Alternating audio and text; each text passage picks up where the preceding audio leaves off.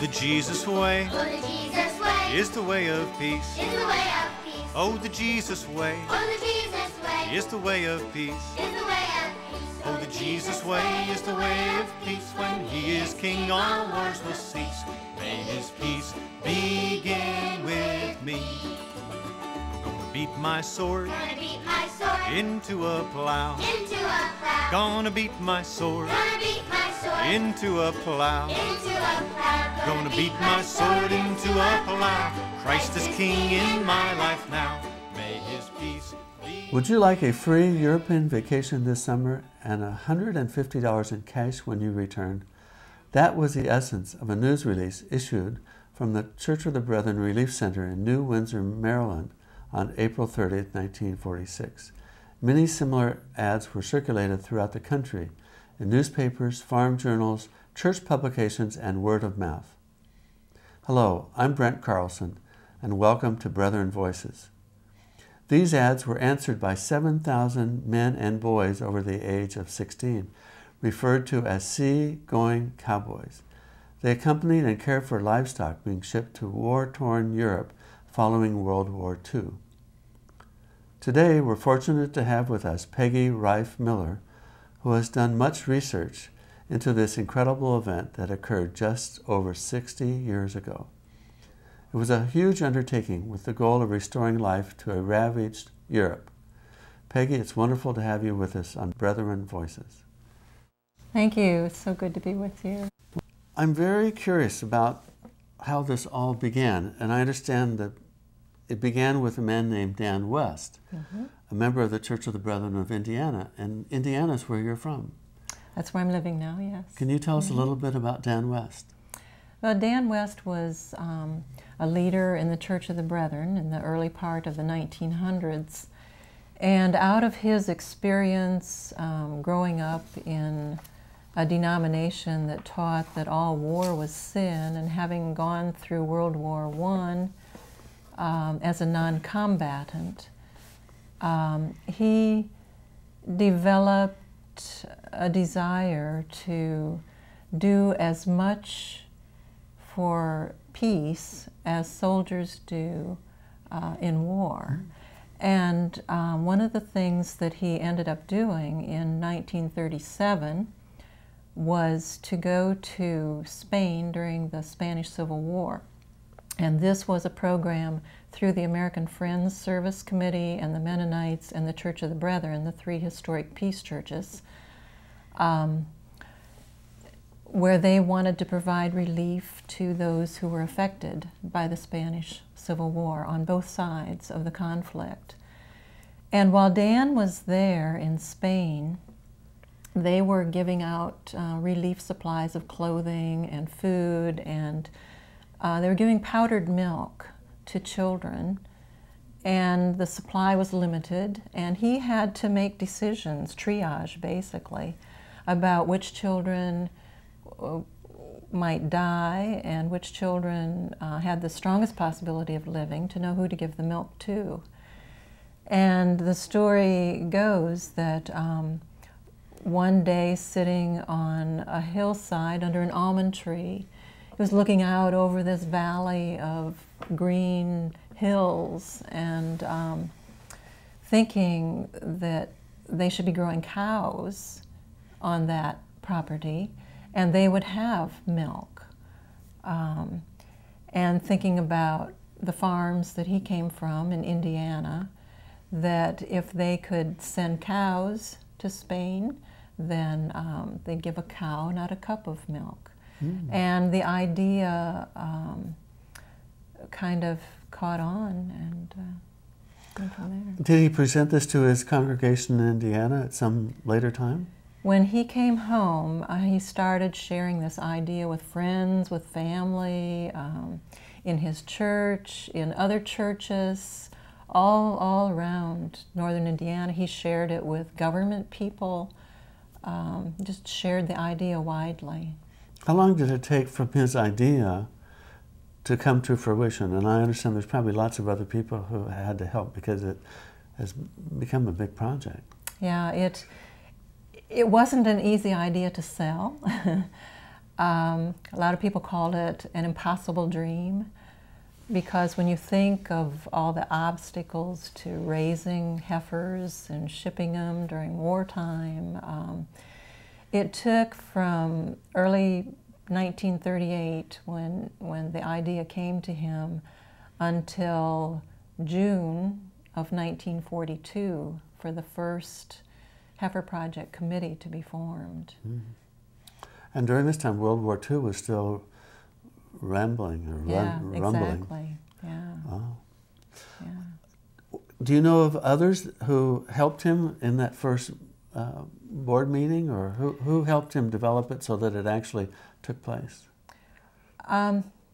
There were a lot of people involved. I mean, for a project like that to get off the ground, it had to have strong, widespread support. And M.R. Ziegler was... That's a name familiar to us. Yeah, he was executive of the Brethren Service Committee. And the Brethren Service Committee started in November of 1939, kind of as a result of Dan West having gone to Spain, and I believe it was Howard Sallenberger was sent to China in 1939. And the Church of the Brethren had always been a denomination that cared about service, about taking care of other people who were in need, but pretty much within our own community until First World War. And then as we got into the Second World War, we began to broaden our horizons. And through this wider outlook, the Brethren Service Committee was formed. And they had their, what they call the Charter of Brethren Service in 1941, at annual conference in 1941.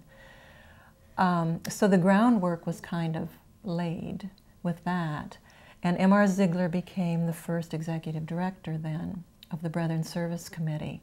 And he was a mover and a shaker, a real maverick, as was Dan West. Dan West was your idea man. M.R. Ziegler was kind of the CEO with connections, if you will. He was the promoter, the man who could talk anybody into doing anything. And he had a lot of government connections, too. And then you had people who were on the committees. You had a local Indiana committee that started first, and then it became a denomination-wide program in January of 1943. Wow, it really turned out to be in the middle of the war years. They really got busy and did a lot of things. Yeah, yeah. So then there were animals, and the idea of sending heifers or cows became something that actually happened. And so who collected the cattle, and where did they come from? Well, the first heifer to be donated was from a man named Virgil Mock. He was a northern Indiana farmer. The heifer was named Faith and was given to the O.W. Stein family to raise. And they raised two others that were named Hope and Charity. So they had the first three heifers, and that was in May of, or spring of 1943, when those animals were donated. And it just kind of mushroomed. There were farmers all over the country wanting to donate their heifers. Once farmers started raising heifers, with the initial idea of sending heifers to Spain, and the political climate there changed, so then it was Belgium that they were going to send them to, and the war was going on, and they couldn't ship across the ocean during wartime. So the first shipment ended up going to Puerto Rico, and that was in July of 1944. And then another shipment was made to Puerto Rico in May of 1945. And as they began to see that the war was coming to an end,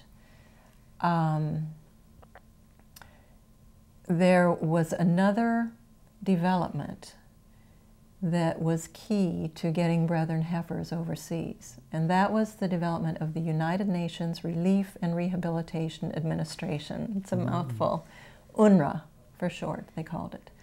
And that was formed by 44 countries who came together in November of 1943 at the White House in Washington, D.C. to form the first large-scale relief agency in world history. And they, by the end of the war, were ready then to start sending relief supplies. But they weren't thinking in terms of live relief. They were thinking of hard goods. But then the Near East Foundation in Greece requested a shipment of bulls to help their breeding program. And UNRWA knew, because of M.R. Ziegler's connections, they knew about the Heifer Project. They knew that the Brethren had successfully shipped heifers to Puerto Rico. So they had conversations back and forth between M.R. Ziegler and the UNRWA officials, and they decided, the Heifer Project decided that as a test shipment they would send 6 bulls to Greece. So the first heifer shipment was bulls. actually bulls. Okay. Yeah. And Benjamin Bouchon was the man who M.R. Ziegler contacted to obtain these bulls. He was a dairy breeder in Pennsylvania and a very strong Brethren leader in terms of peace issues and so forth. And Ben Bouchon went with a shipment that went from Canada, actually, to Greece. So that was the first Heifer Project shipment.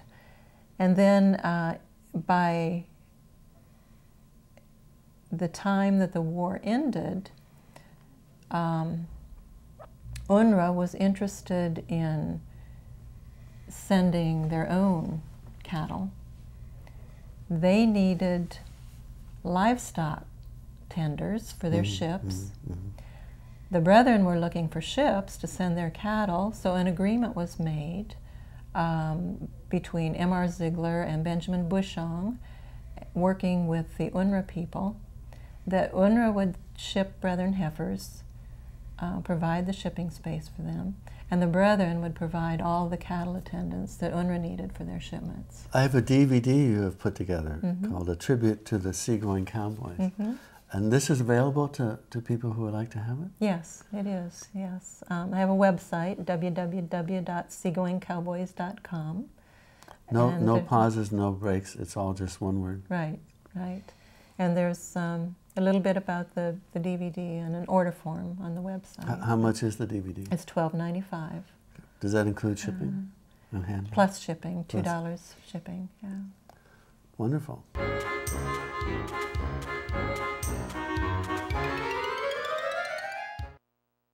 Cowboys signed up for these trips for a variety of reasons. For some it was an adventure. For others, an act of service.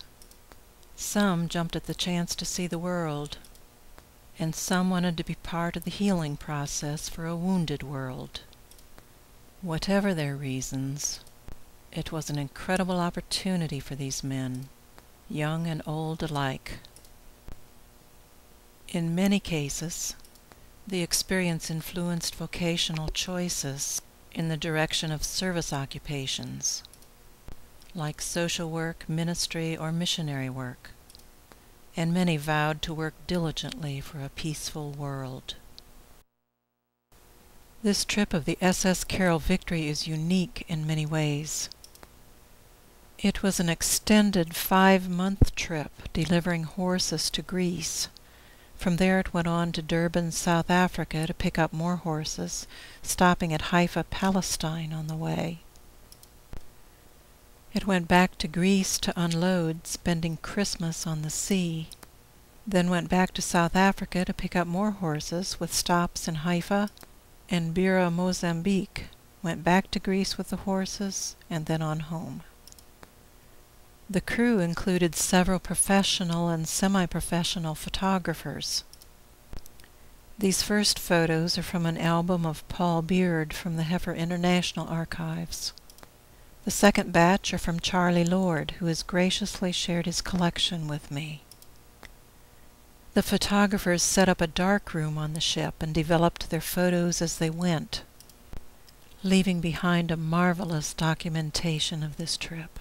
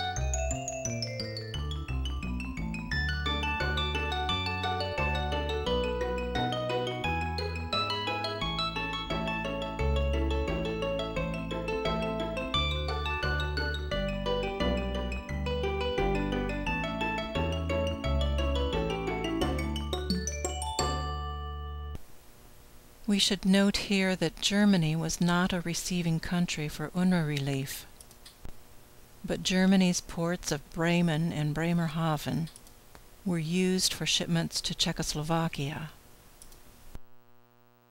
The cowboys on these trips witnessed the immense post-war destruction in those German cities.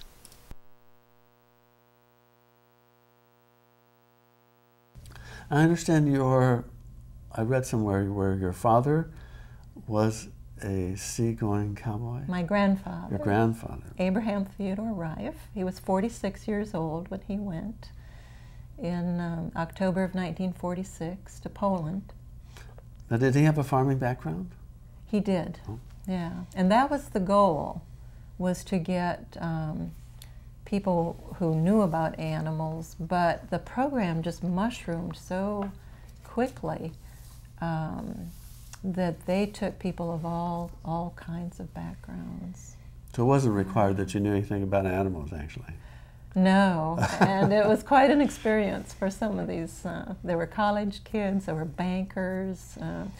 When the list of applicants was exhausted through the Brethren Service Committee channels, they might hire somebody right off the dock. And those were guys who didn't know the front end from the back end of a horse. UNRWA sent horses, mules, and heifers mostly. So.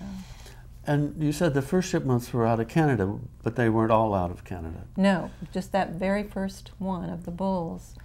And then after the war ended, and UNRWA determined that they did want to make livestock shipments, the first shipment to leave was June 24, 1945 from New Orleans.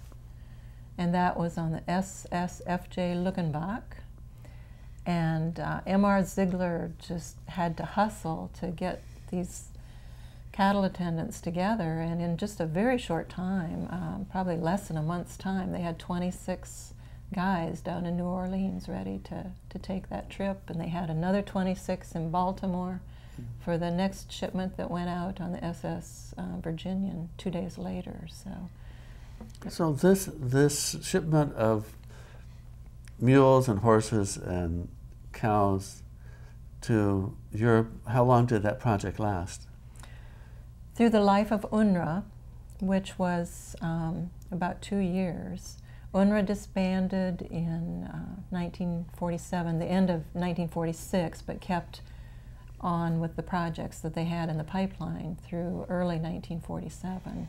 And how many shipments were made? There were 360.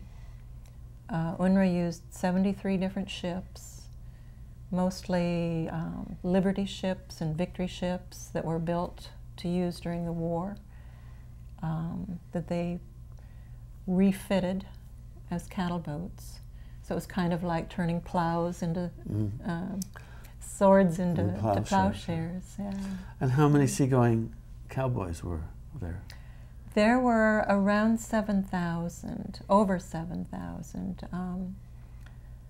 who went during that 2-year period of time. And there were, besides the UNRWA shipments, there were a few that were just Heifer Project shipments too, that Heifer Project did separately on their own. So during that period of time, there were about 4,000 Heifer Project animals shipped, and about 300,000 livestock through UNRWA.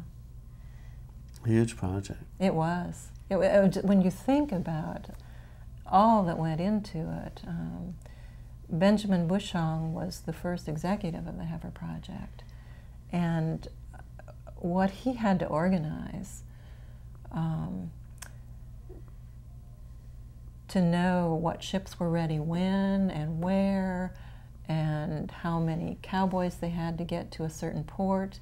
Ships left from Baltimore, from New York, from Houston, from Savannah, Georgia, from Newport News, Virginia. It was just an incredible undertaking. As I'm doing the calculations of 7,000 cowboys and 360 shipments, so there's at least 20, on an average of 20 livestock tenders in every project. Now, and a lot of these didn't know anything about livestock. Had they ever been to Europe? Oh no, a lot of these guys had never been out of their county. Oh my. Yeah. So you can imagine taking a 16-year-old boy and putting him on a ship that was full of seamen who were quite worldly wise, and you know, they say the salty seamen, and it was just an amazing experience for these young men. And they had 16 was the youngest, and the oldest to go was 72. So it was a wide span of years, a wide span of backgrounds. It was just an incredible experience for these guys. The SS Mount Whitney was the newest and largest of the ships used by UNRWA. This trip in July of 1946 was the first one made by the Mount Whitney. The ship carried up to 1,500 horses and needed a larger crew than the Liberty or Victory ships, as can be seen here and in the next several photos. The Liberties averaged 15 cowboys, 1 supervisor, and 1 veterinarian. The Victory ships averaged 30 cowboys, 2 supervisors, and 2 veterinarians. I don't have exact figures for the Mount Whitney, but one crew list I have includes a total of 82 men on it, including cowboys, supervisors, and veterinarians. Like many other crews to Poland, these cowboys visited battlefields. I have as yet come across no reports of accidents from this activity, which I find truly amazing given the landmines that were scattered around and the live ammunition that cowboys handled. I don't know if these were live or spent shells here, but some of the cowboys do tell stories of passing live ammunition to each other. Most of the ships had 1 or more lifeboat or fire drills like this one. Here you can see how much larger the Mount Whitney is by the arrangement of the cattle sheds on the top deck. Normally there would be only the outer row of stalls with just a narrow aisle up to the hatch, but here there's room for 2 facing rows of stalls. Well, I'm reminded about your grandfather because I suspect he had some stories to tell. Were you able to talk to him or listen to his stories? No, and that is kind of what got me going on all this research, because we as kids didn't know to ask, and it just, you know, he never openly told us about his trip. And it was after he died, many years after he died, my father passed on to me about a dozen photos that my grandpa had of his trip. And his ID card. The cowboys had to become members of the Merchant Marines. To be on the ship? In order to work on a ship. And so I have Grandpa's Merchant Marine card. And between some notes on the back of his pictures and his Merchant Marine card, I was able to figure out which ship he was on. And my whole research started just trying to find out what Grandpa's trip may have been like for the purpose of writing a historical young adult novel about the experience. But once I got started interviewing these guys, everybody's story was different. There were so many wonderful stories because when you think of 73 ships going and they went to different countries, Poland, Greece, Italy, some went to Africa, some went to China. They went different times of year, so weather, the storms they went through. Some of them were in mined waters. Just amazing stories, incredible stories. And everyone being different. And I saw that these stories were just hiding in people's attics, diaries, photo albums, and realized that this is a history that had not been preserved and needed to be preserved. So my research just kept going, and it was kind of like the Energizer Bunny, and it still hasn't stopped. It just, after 7 years, it just, there's always another story right around the corner. Well, thank you so very much for sharing your amazing story and the stories of these amazing men and this amazing project. Thank you for having me. Today, Heifer International, as a result of your contributions and those of many others, continues to be one of the most effective ways to assist people to become self-sufficient. Heifer Project provides not only livestock, but the training that's necessary to help people escape from hunger and take care of the animals. Thank you for joining us on Brethren Voices. Our next program will take you to Ecuador and the headwaters of the Amazon. Until then, peace. Into a plow. Gonna beat my sword Gonna beat my sword. into a plow. Into a plow. Gonna beat my sword into a plow. Christ is king in my life now. May his peace begin with me. Oh, the Jesus way Oh, the Jesus way is the way of peace. is the way of peace. Oh, the Jesus way Oh, the Jesus way is the way of peace. is the way of peace. Oh, the Jesus way is the way of peace. When he is king, our wars will cease. May his peace begin with me.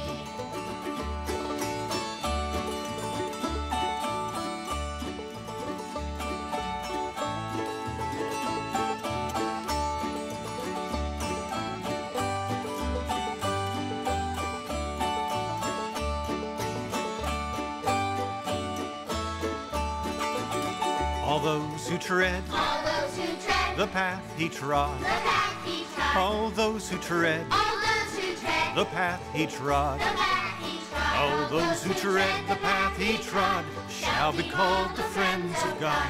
May his peace begin with me.